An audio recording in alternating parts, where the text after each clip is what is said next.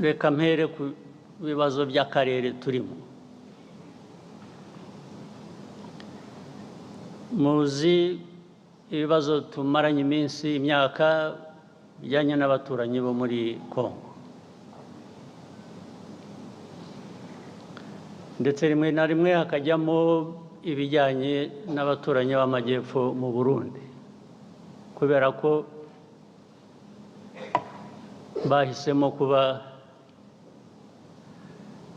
ubundi uko nari mbizi mu mateka abanyarwanda n'abarundi babita ko ari impanga.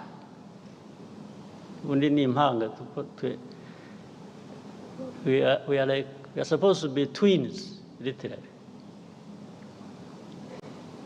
Ariko abarundi bo bahisemo kuvuga ngo no, ntabwo tugishaka mwebwe ko tuba impanga, turashaka kuba impanga n'abanyekongo.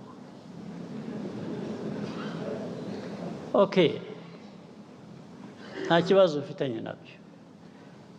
Niba umuntu afite guhitamo uwavukana nawe cyangwa wabana nawe impanga, ibyo ntacyo nabikorera yewe, urabyemera.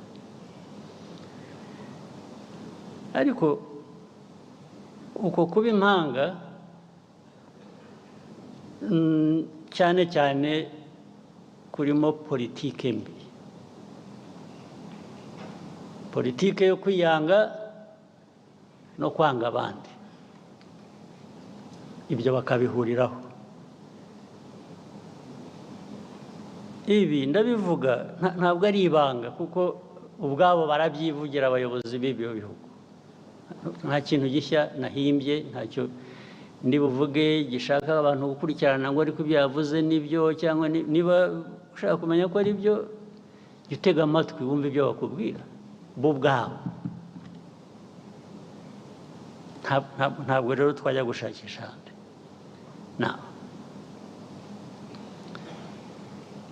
Izi ntambara zimaze iminsi,